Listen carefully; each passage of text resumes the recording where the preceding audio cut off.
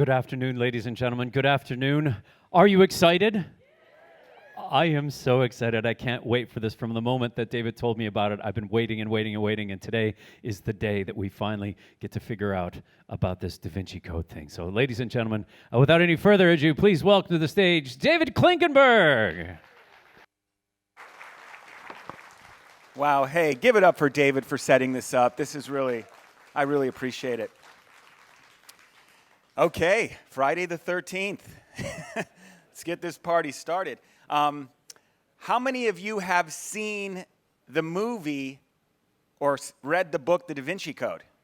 The only thing true about that movie is the title. I want you guys to know that. Everything else is fiction. What's interesting about the Da Vinci Code is that the truth has been lost because Dan Brown wrote this novel about what the solution might be, and then no historian has looked into it since then. But the one thing that is absolutely true is that there is a Da Vinci Code. Leonardo da Vinci painted a secret message into his masterworks, and that's what we're going to get into today. And how many of you saw my show? Oh, thank you. So a lot of people wanted to know what's the connection between the music and the Da Vinci Code. Like, did I have any history with coding? Actually, there is an interesting scenario that happened in my life. Remember my shows that I was doing when I was about 4.5 years old? This is one of my first ones. My sister is back behind the piano there. That's why she always felt she never got proper billing. But the state of Illinois actually found me doing these shows in Illinois.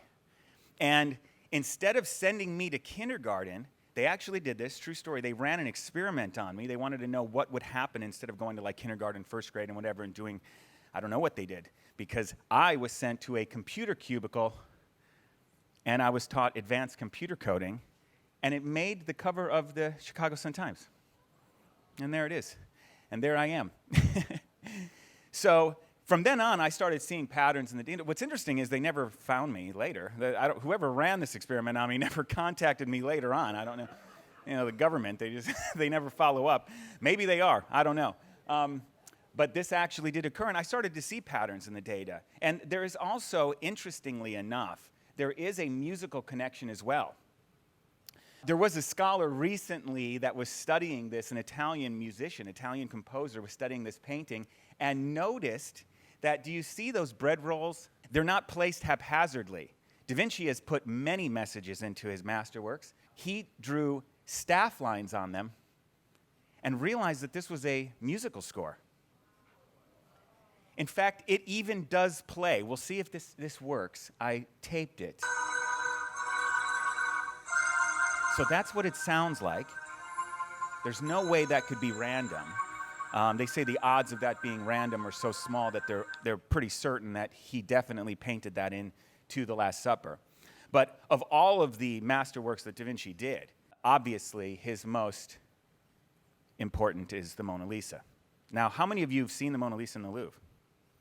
Wow, what a crowd this is. What's the first thing that you noticed about it? It's tiny. It's very small. You know, that's significant. The reason why it's so small, many of his masterworks were huge, The Last Supper and so on, Madonna on the Rocks, but this one is very small. The reason why it's very small is because Da Vinci carried this painting around with him everywhere he went the final years of his life. This painting never left his side. He was obsessed with it. That's the reason why we are obsessed with it. And of all the books and magazines and newspaper articles that have been written about this painting, what's interesting is the only place I ever found where anyone actually correctly and clearly articulated what the anomaly is, what the clear anomaly is in this painting, was the curator at the Louvre. She was asked about it, and this is what she had to say. He was very, very, very You might have to busy. turn this way up, volume-wise. He started paintings, he didn't finish them, he went on to something else, traveled. Remember, the traveling took a long time. He took the Mona Lisa with him wherever he went, and he left work unfinished all the time. You said he took the Mona Lisa with him wherever he went? We know that the Mona Lisa traveled with him. It's one of the paintings that traveled, that he liked to have with him. Okay, if you tell me that Da Vinci hand-carried the Mona Lisa with him everywhere, I want to know why. Was he protecting something bigger than the painting itself? The Mona Lisa features a seated woman with a subtle smile. This seemingly simple image is possibly the most widely recognized and studied piece of art in the history of the world. It's estimated to be worth more than $700 million. But could there be more to this painting than meets the eye? This isn't a novel. Could the Mona Lisa be the key to crack a code that spans Da Vinci's life's work? There's water in the background of the Mona Lisa, isn't there? That's right, yes. Because there's lower water on one side and higher water on the other. There are different kinds of landscapes, and there is a figure in the middle, so that they don't combine completely if you remove the figure. If you remove the figure, there would be a deluge of water from one side to the other. The background of the Mona Lisa looks like a beautiful nature scene, but look closer. The water is clearly higher on one side than the other, as though a flood is inevitable. And here's the thing, if you pull the Mona Lisa out of the painting, the waters come crashing together. The only thing stopping the flood is the alleged self-portrait. So again, we have to ask, could the Mona Lisa be part of a larger story? The volume wasn't very high, but did you catch that? Look in the background. It's not about the fact that there's water higher on one side, just like everything on the History Channel. It's a little wrong.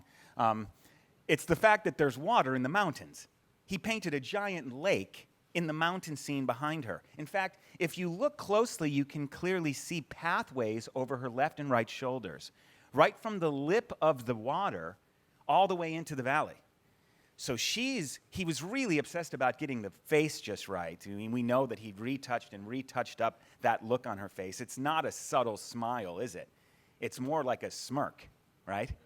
And a smirk conveys a very interesting message. A smirk is completely different than a smile. A smile is happiness. A smirk says, I know something you don't.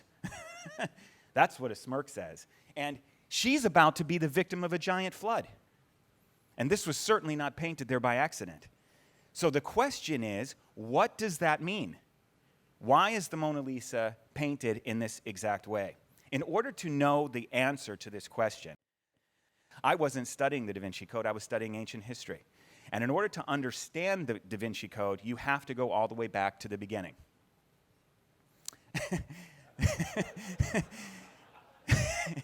This is the evolution of man, cruise ship edition. I'm glad you guys have a sense of humor. So humans have been on the earth for a couple 100,000 years, right?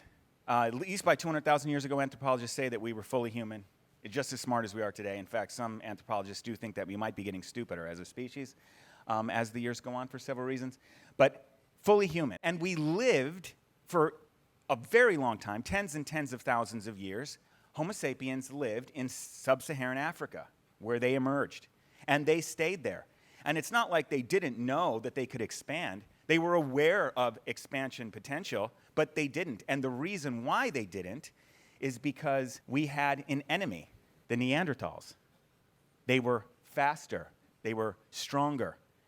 We were smarter. But evidence now suggests, new anthropologists, exactly why the Neanderthals died out 40,000 years ago is still debated, but evolutionary biologists look at the evidence for a war between them and Homo sapiens. Homo sapiens couldn't defeat them for a very, very long time. They made incursions into Neanderthal territory, but were constantly beaten back.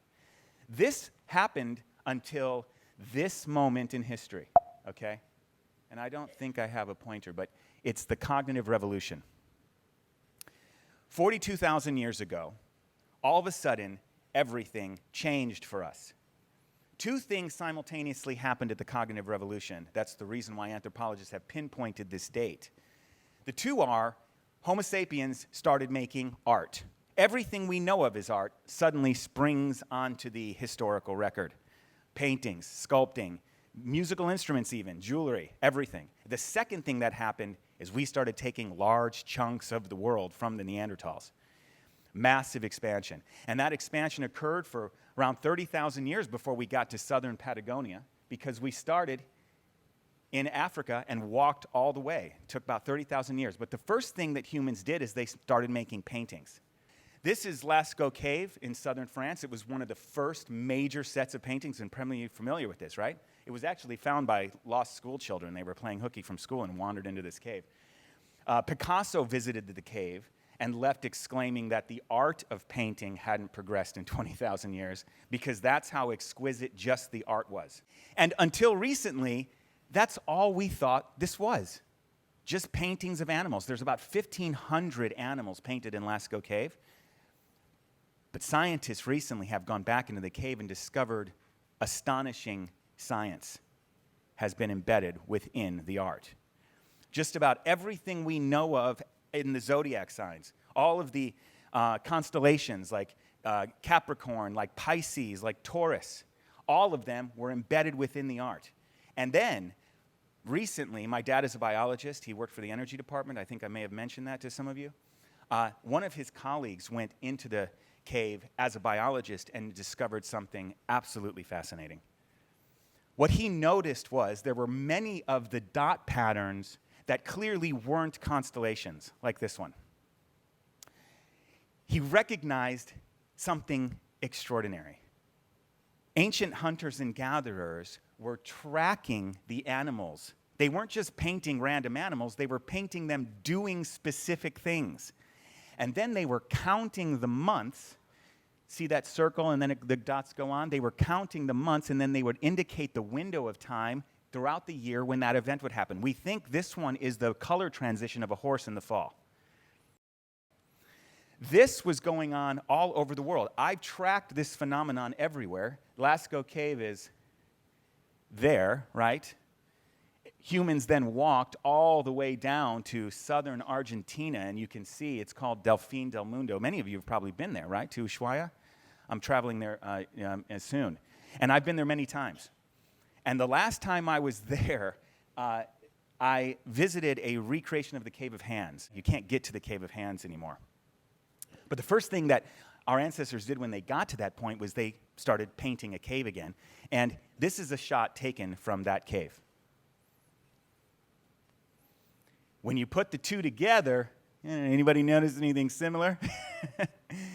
They were tracking the animals. And what's interesting is the local museums, the local curators, they have no idea what those dots mean. I asked them, I went to the museums, I asked the scientists down there, what do you think these dots mean? They have no idea. They think they're just decoration. Some people thought maybe they were testing their paintbrushes. Nobody knew. They were tracking the animals. The second cave system that was found after Lascaux is called Chauvet Cave. This isn't the only relationship between Lascaux Cave and the Cave of Hands. Here's Lascaux Cave. Here is the Cave of Hands. Here's Lascaux Cave. Here's the Cave of Hands. And this same phenomenon happened all over the world. Here's a picture from Chauvet. It dated to 32,000 BC, so we're getting right close to that cognitive revolution point. And you can even see the 12 months of the year. This next image, though, is absolutely amazing to me. It's rhinos, southern France.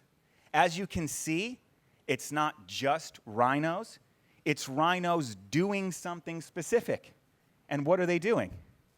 They're fighting. It's two male rhinos facing off fighting. And you can see in the upper right corner, they've even painted this agitation, this movement. This only happens once a year. It happens during the fall mating season.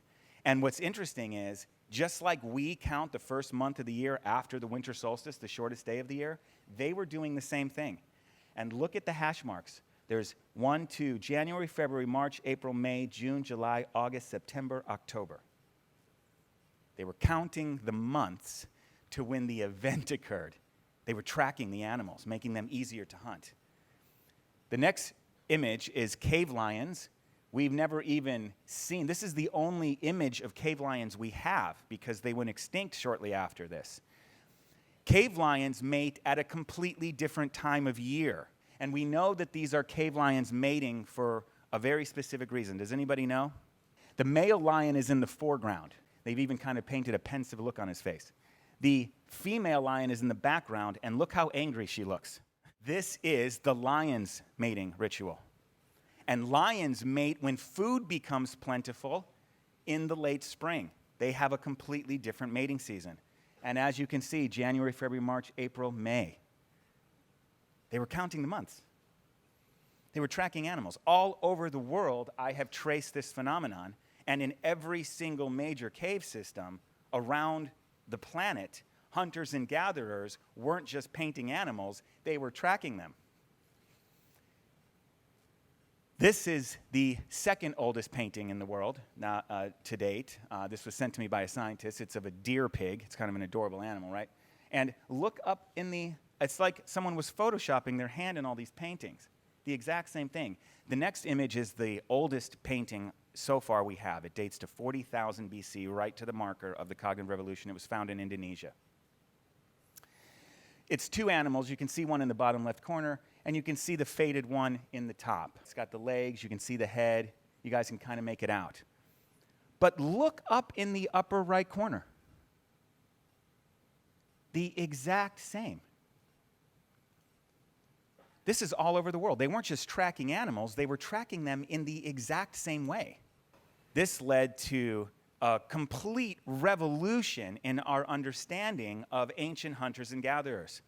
They were vastly more sophisticated than we anticipated.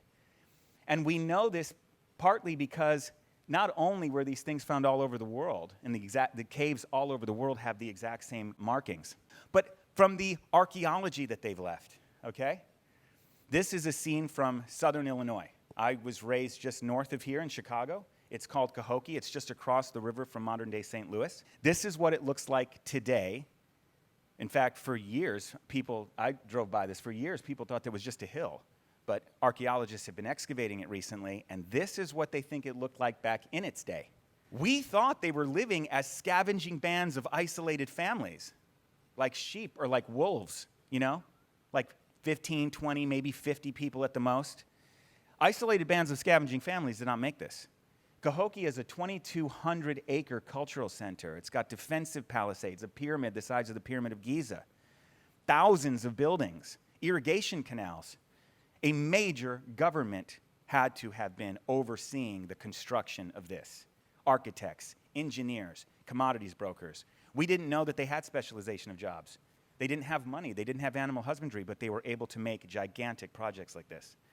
And this same has been true all over the world.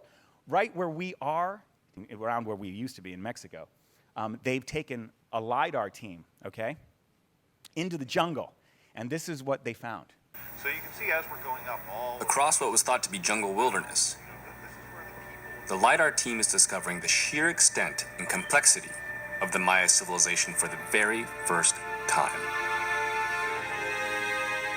surrounding it. And It has always been astounding to think the Maya could sustain such great cities in the jungle. But no one imagined that the space between the cities could possibly have been so heavily populated. These squares, these are all masonry buildings. you can just see when you peel the jungle off. Look, it's just everywhere. So far, more than 60,000 previously unknown buildings have been counted. You get a sense of how much is out there. I mean, it seems like this whole zone was covered in human activity. Yeah. The whole jungle. What we thought were whole cities were really only the city centers.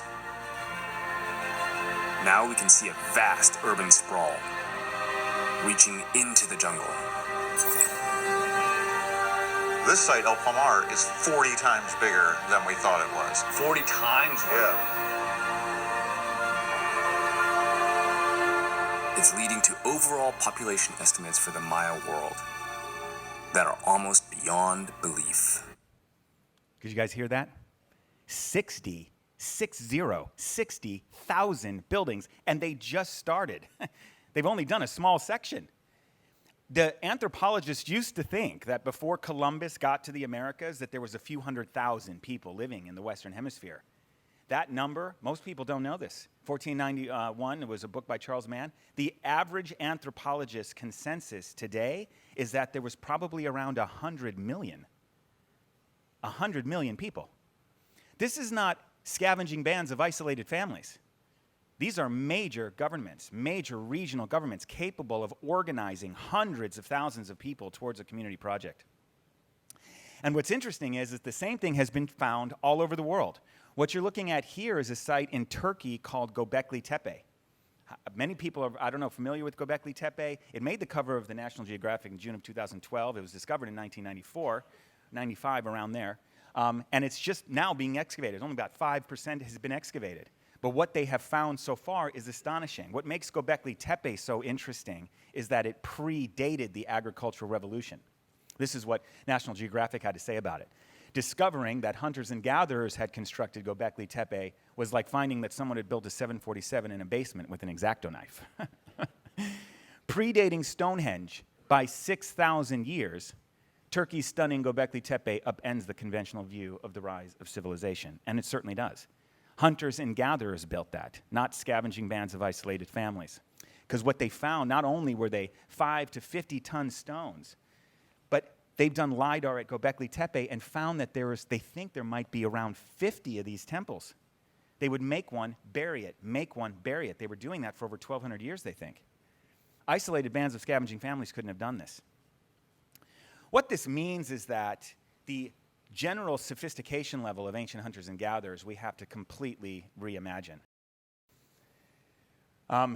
I believe, and this is the first major implication of the Da Vinci Code, we'll get into it later, hunters and gatherers didn't have an isolated tribal family government structure.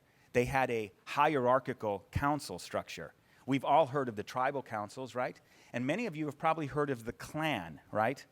If you've ever seen any, Game of Thrones or anything ever on the History Channel, hunters and gatherers we know had clans, the nomadic tribal nations. The clan represented dozens and dozens of tribal families. Probably thousands of people were represented by the clan. Decisions made at the clan level were binding on all the families within the clan.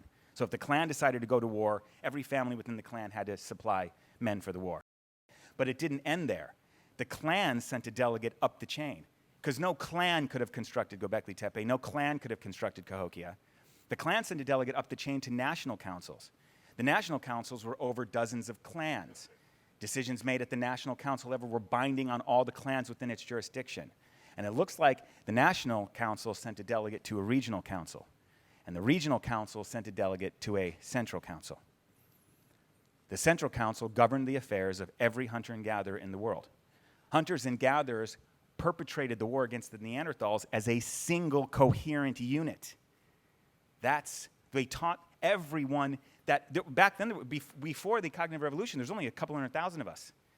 When they discovered that they could track animals, they taught it to everyone and expanded around the world and created this, what only can be described as a global government. How do we know this? It's the patterns in the data. This is what I started to notice traveling all over the world. When we think of pyramids, we used to think of just Egypt. But we have found pyramids on every single continent. Pyramids are absolutely everywhere. And they're not just similar, they're almost identical.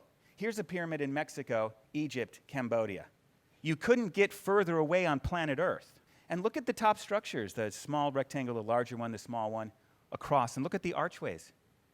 All the way across the entire planet, Cambodia is that one. If you saw these two, you wouldn't even dawn on you that these weren't made from the same blueprint. It's clearly the same, and yet these cultures weren't supposed to have known each other at all. And it's not just pyramids, it's other structures as well. These are dolmen. We used to think of dolmen, we used to think of just Ireland. But now we've seen this same structure all over the world. And it's not just structures, it's also symbols and images. We think of Sphinx, we used to think of just Egypt. We've seen that same image all over the world. I'd like to focus attention on this particular one. This one is called Cernunnos. It is housed in the Denmark Copenhagen Museum. It's on an artifact called the Gundestrup Cauldron. Okay, I visited this particular artifact, and the curator said I was the most excited person to ever come looking for it. I don't know. But it's a very specific image. It's a seated horned figure. You can see that there are 3 animals facing in and 1 animal facing out. This was found in the hamlet of Gundestrup in Denmark. 2,000 years earlier, though, and thousands of miles away in Mesopotamia, 2600 BC, this image was found. Again, 3 animals facing in, 1 animal facing out. When you put the two together, there's no way that this isn't the same image. They even mean the same thing. Pashupati and Cernunnos both mean Lord of the Animals. These cultures were not supposed to have known each other. When I saw this, I started looking around the world, and I found the same image everywhere. which really brings me to the first image that sparked my attention. The symbol that I started to notice absolutely everywhere. You can't go to a village or an ancient culture anywhere on the planet without seeing this one. And the one, of course, I'm referring to is the dragon. I started noticing this on every temple. It's in every story. It's everywhere. There are, as you know, Chinese dragons, Japanese dragons, Filipino dragons, Welsh dragons, Indonesian dragons. They're absolutely everywhere. This dragon is I saw on the side of the city hall in Munich, Germany, where I was not very long ago. That's from Munich. Oh, this one's from the Vatican. Okay, I actually took this myself as well. I was there and I was taking photos I shouldn't have been. This thing is all over the Vatican. But just 60 miles from where we were yesterday, dragons. They're everywhere. And I started to look at the configuration. When you notice this, you start to notice other things. It's not just that dragons are everywhere, it's how they're configured. I'm going to show you some flags. This is the official flag of Moscow. It's an armed warrior thrusting a spear into the mouth of an attacking dragon. Here's an image from Spain. An armed warrior thrusting a spear into the mouth of an attacking dragon. Here's Ethiopia. Here's Poland. For you geography nuts, that's all four corners of the entire Eastern Hemisphere. Just a couple weeks ago, I took a photo of Vladimir Putin giving a speech on how the war is going in Ukraine. Here is a picture of the president of Georgia giving her response to the speech. Does that mean anything to you? Because it clearly means something to the rest of the world. A lot of people think it's just St. George, but there's a lot more than that. Why is this on every flag? And it wasn't just the fact that I saw this image in the same way everywhere. I started studying the myths, hundreds of myths from around the world. And I found actually, like a long way into the study, that I wasn't the first person to do this. Mythologist back in the 1960s compiled, his name was Eddie Fontenrose, he compiled hundreds of dragon mythologies from all over the world. And what he found was running through all of them was a very specific 60-point story. In fact, the story of dragons is so pervasive, you all know it. You all know what he's listed. Where do dragons live? In the mountains. What do? They come down and attack villages. They burn them down. They can speak usually. Have you seen The Hobbit? That's basically the story. That's the story everywhere. They're rational, they can speak, they strategize, they steal gold, they hoard their treasures in caves. All over the world, the exact same story. This alone would be enough, unless you want to make the unimaginable case, like the Animal Planet channel did, that there was dragons, which the dragon is too specific. It breathes fire, it can think, it can talk. It's got many qualities that clearly it wasn't real. But that story of the dragon actually sits within a much broader myth pattern. This book just came out recently. It's called The Origin of World's Mythologies. They compiled, mythologists and historians from all over the world compiled every single myth, every single legend, every single folktale, every story from every single continent and every people, from Native Americans to Inuits to Patagonians to the Norse to the Greeks and Romans to the Asians. They compiled every single myth on the planet into a single database. And what they found was an astonishing picture emerged. The entire world, apparently, for thousands and thousands of years, has been telling the exact same 695-point story. It's got cut off a little bit. It's 695 plot points long. A giant, extremely long, very specific story about the history of the world. And it involves gods, and it involves dragons, and ogres, and fairies, and all the stuff that you've heard of your whole life. We used to think that the stories were different until they were studied as a group. And what they found was Native Americans, Greeks, Romans, Chinese, Asians, Polynesians, they were all telling the same story. This is impossible. This is absolutely impossible unless this was happening. Hunters and gatherers had a global network of communication based on this hierarchical council structure. That story meant something to them. I've decoded a lot of it, so I know what I'm telling you for sure is true. I should probably reiterate that the facts I'm about to show you They've been vetted by universities around the country. I've taken this to Harvard, Yale, Princeton, Caltech, Virginia Tech. I started in Oregon. I even took it to the Intel community. I've shown this to the Department of Defense, agents at the Pentagon. What you're about to see is real. The code is definitely real. This is really a place to pause, because at the very bare minimum, we now know that hunters and gatherers, before there was ever a single city on Earth, lived in huge populations, much bigger than we'd imagined, and they were capable of organizing in a much more sophisticated way than we ever anticipated. I took that simple understanding through the historical record and found this pattern. This is the historical period. The historical period is the period of the written word. So it starts with 2600 BC to the present day. And I made this chart in 2018. What I noticed was that there were three major collapses that have occurred. The first is the Akkadian Empire collapses in 2200 BC. The second is the late Bronze Age collapse, in 1200 BC. Historians believe that the entire Mediterranean region collapsed. Over 80% population loss, only 20% people were left. Then you have the Roman Empire collapse.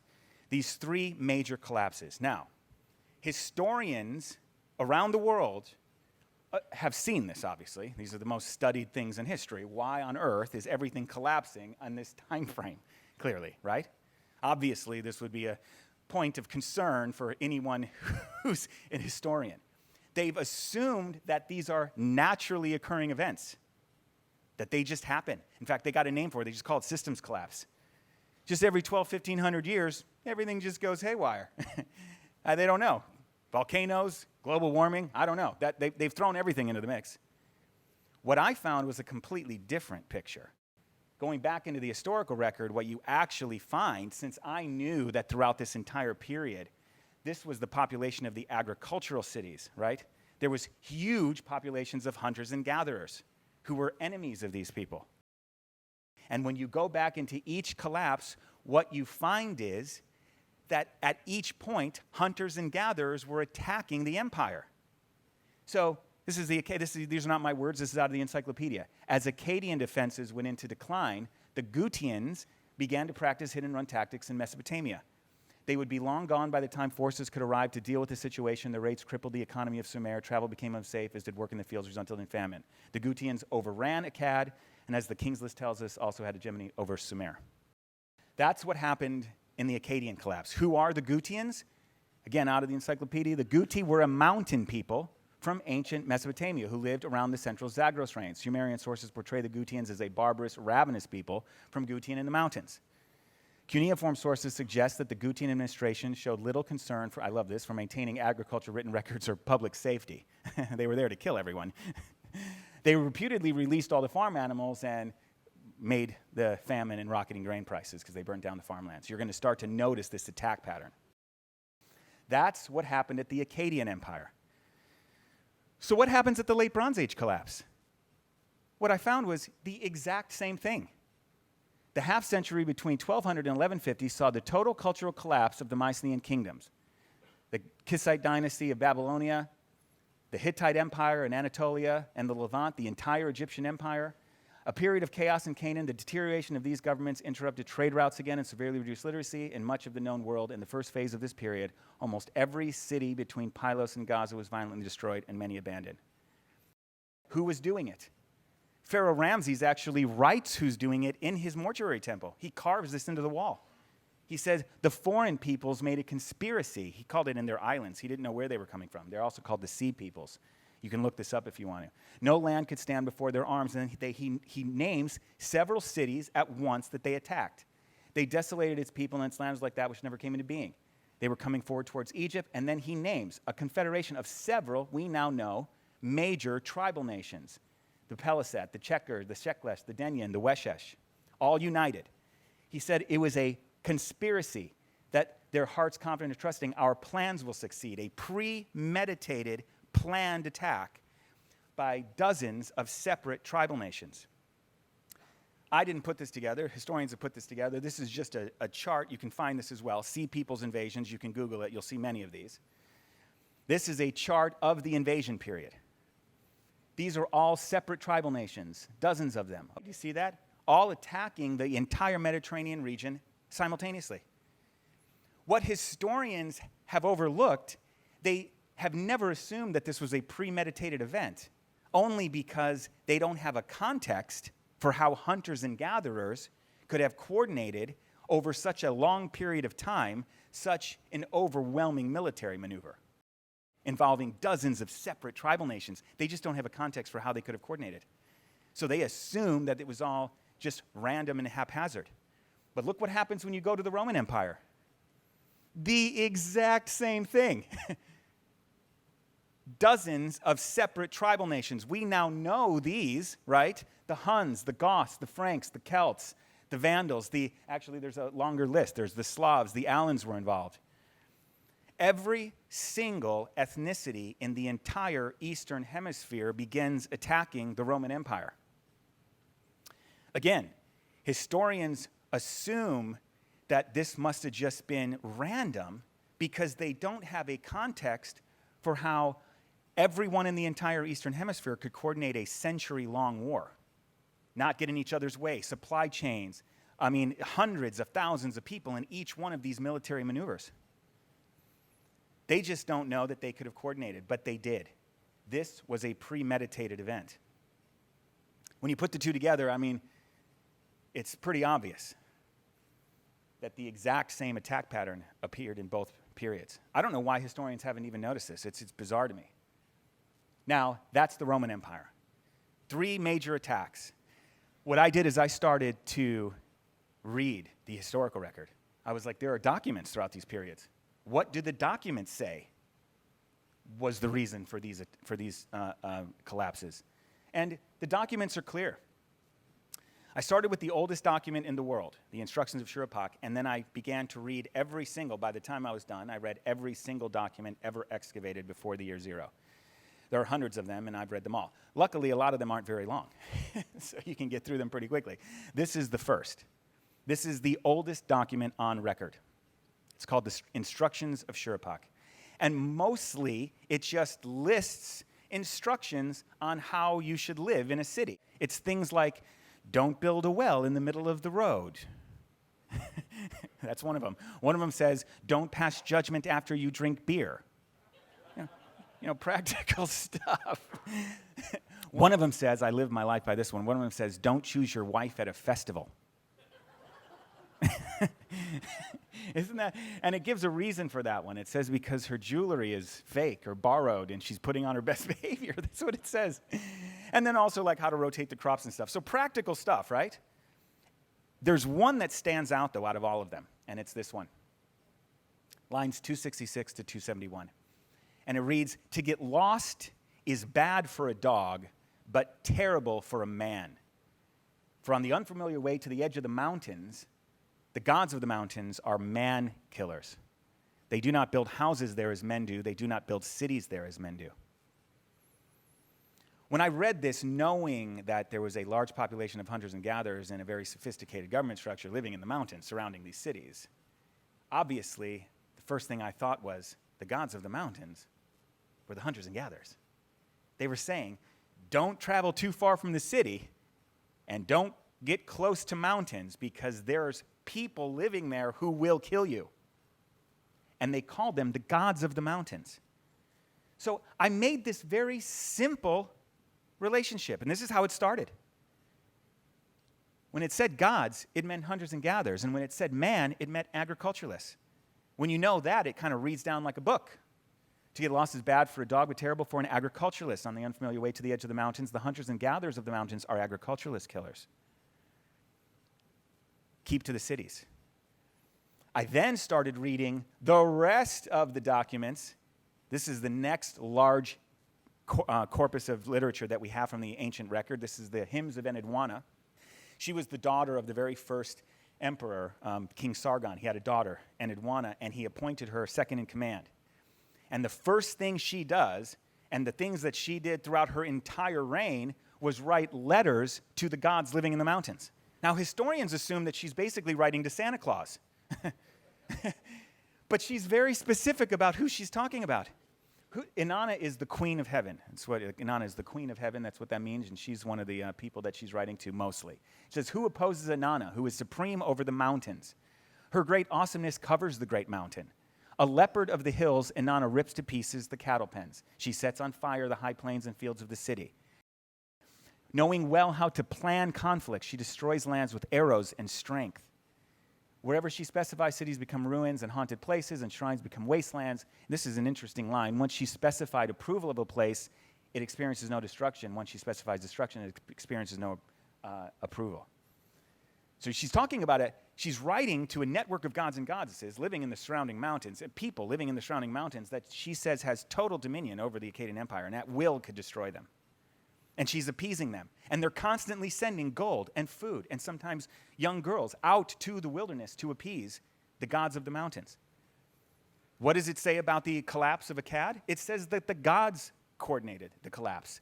Enlil, one of the gods, was considering what should be destroyed in return for the wrecking of his temple. He lifted his gaze towards the Guban mountains and made the inhabitants of the broad mountain ranges descend. Enlil brought out of the mountains those who do not resemble other people, who are not reckoned as part of the land, the Gutians. What an extraordinary interrelationship between the mythical record and the now known historical record. And I love this little quote here. It goes, the Gutians, an unbridled people with human intelligence, but canine's instincts and monkey's features. Like small birds, they swooped on the ground and they just destroyed everything. It claims that the attacks were being coordinated by the gods from the mountains. So I just started creating this chart. The gods live in heaven. Heaven is obviously from the hunters and gatherers, the man, earth. You see how this goes. And I started reading all of the ancient texts. This is just some of them. The Book of the Dead, the Epic of Gilgamesh, all of them. Asian ones, myths, Greek and Roman mythology, Norse mythology. And by the time I got through all of them, I had this code in place. I got to this code before the yin and the yang actually supplied quite a lot of it, because the yang is the mountains and forests and dragons, and the yin is the pigs, and it's also domesticated animals and valleys, and so it was obvious that that's the dichotomy that the yin and yang was based on. And the yin and yang had a lot of the other ones, like light and dark, male and female. Once I got to this point, I knew that I was looking at something significant. The first thing to notice about this is that you're definitely looking at a code. When I took this to, and I'll tell you how the code functions, it's a binary concept code. So it utilizes binary concepts, things that anytime I give you one, like if I said, what's the opposite of light? Dark. What's the opposite of order? Okay. Mother, father. I could give you one, you'd automatically know the other. Okay, that's why the code is so powerful. That's why it works so well. Also, for a lot of them, not all of them, but for a lot of them, there's a clearly better and clearly worse. Light, dark, heaven, earth, right? Perfect, imperfect, order, chaos. There's a clearly better, clearly worse. All the better ones are on the left side, and all the worse ones are on the right side. The way the code functions is, if you see any of those terms in the text, you substitute hunters and gatherers for any of the terms on the left. For any of the terms on the right, you substitute agriculturalists. And just so that, because a lot of people for some reason get confused about this, if you see the term light, what do you substitute?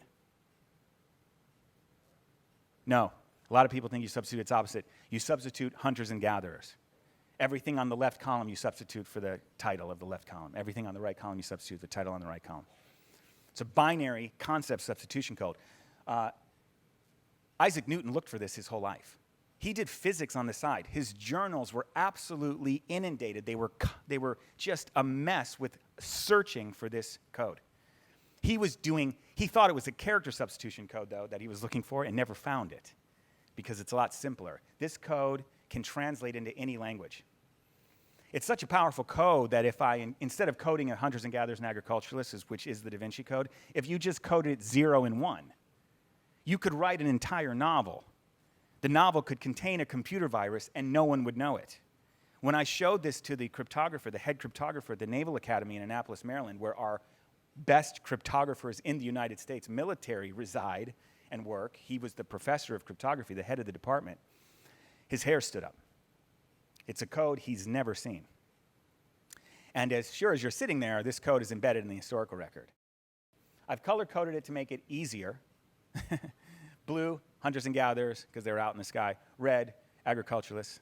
Now, As I took this through the historical record, I had that code in place before I ever encountered the Gnostic Gospels. But it was within the Gnostic Gospels that the code proved itself. Are you ready for this? The Gnostic Gospels were discovered in 1947 by a guy named Muhammad Ali. Actually true, that's what his name was, Muhammad Ali. Right outside of a town called Nag Hammadi, Egypt.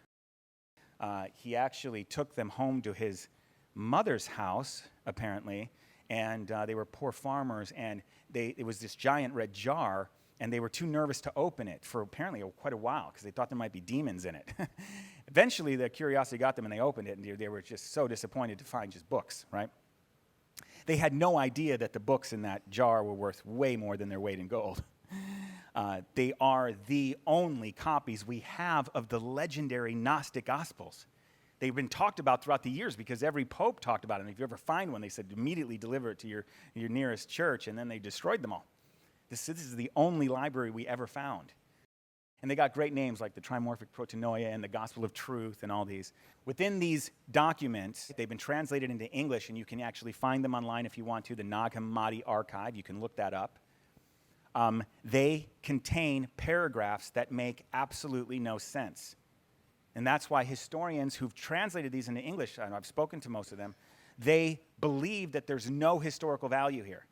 They, a lot of times, believe that it's just no value at all because it's mostly gibberish. But I'll show you how the code works on this one, and then we'll get into it.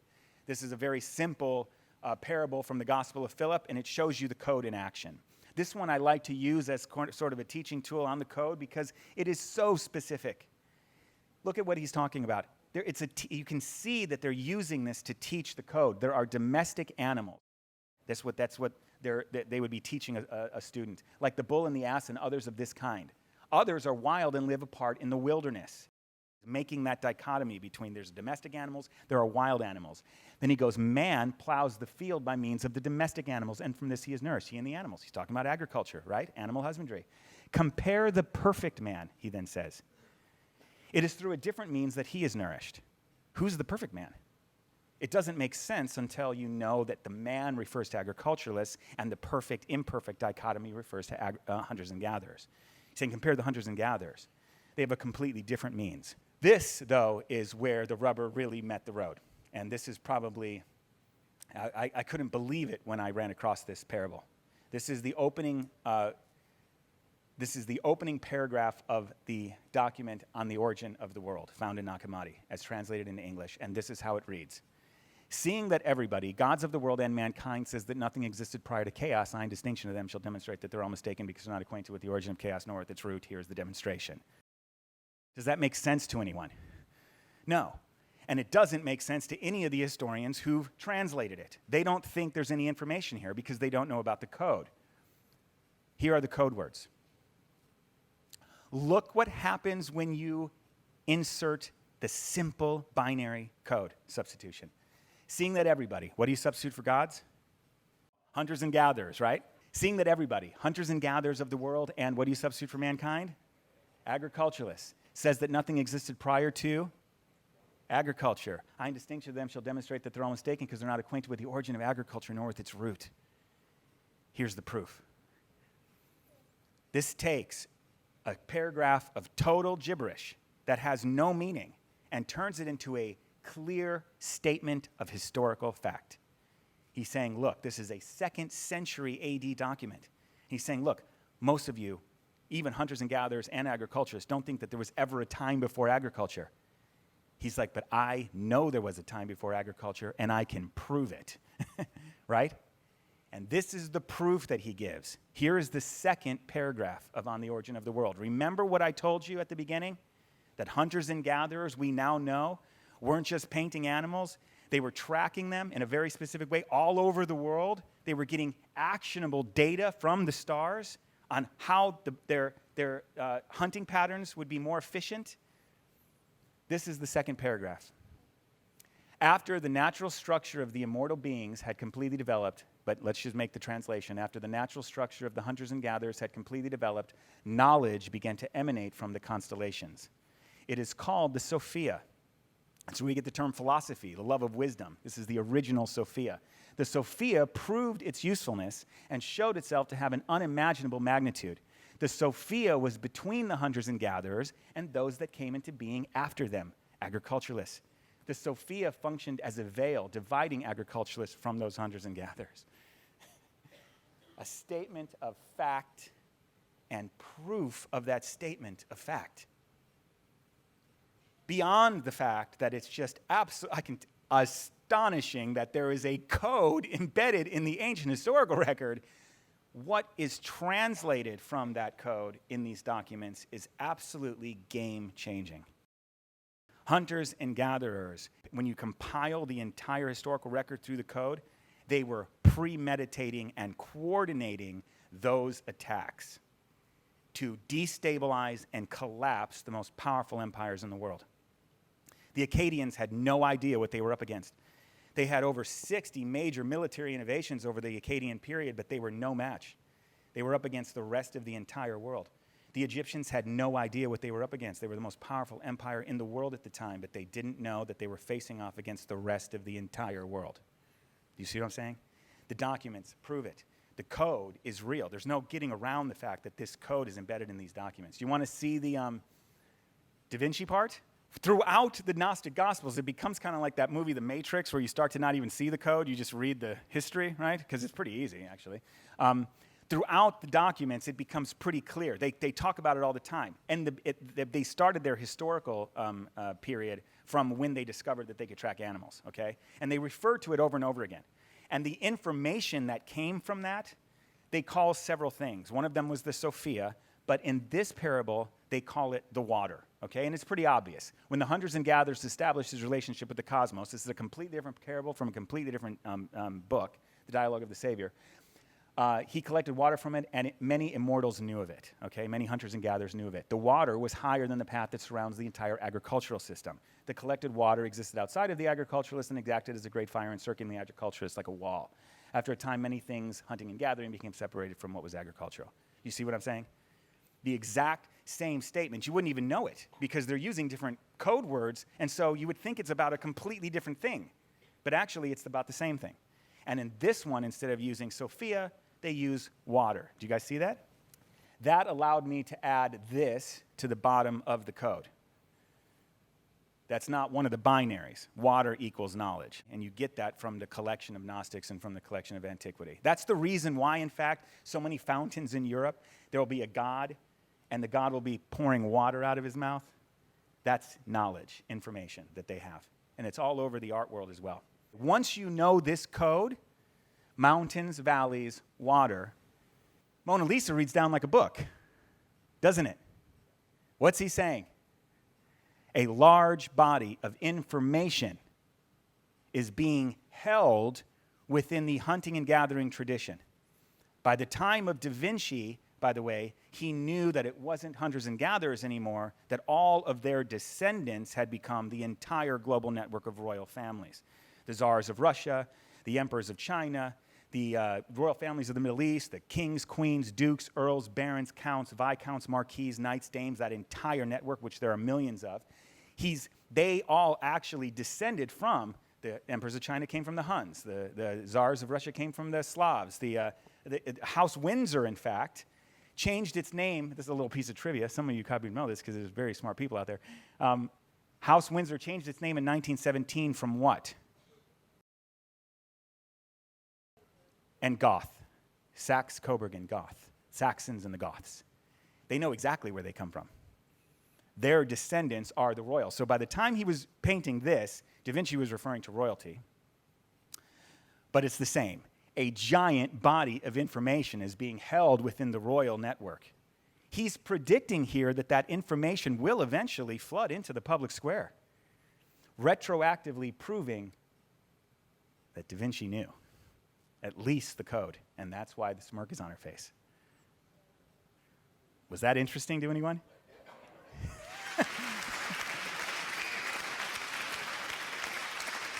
Thank you so much for coming. I do have a collection of books. I'll probably run out because I think I might just give them away.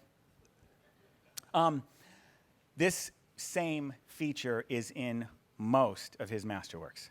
This is the through line. See the water in the mountains? I'll show you a photo of the Last Supper. See through the window? This is the Da Vinci Code. Royal Network is keeping an enormous amount of information about the historical record, and one of the things that they're keeping is a ongoing, sophisticated blueprint on how to destabilize and collapse empires outside of their control. If anyone wants to have a conversation about this, I mean, this is a major game changer. And I've never said this before, but the people in this room could explode this into the public consciousness like that. Someone was even asking me, what would it take on this ship? They were asking me just a couple days ago in the lounge upstairs. And so I wrote this. I've never shown this to anyone, but I wrote this down. 10,000 is a TED Talk. 25,000 gets you a full-time publicist for the news. And they told me that absolutely they could make this go worldwide. 140 puts you on Joe Rogan.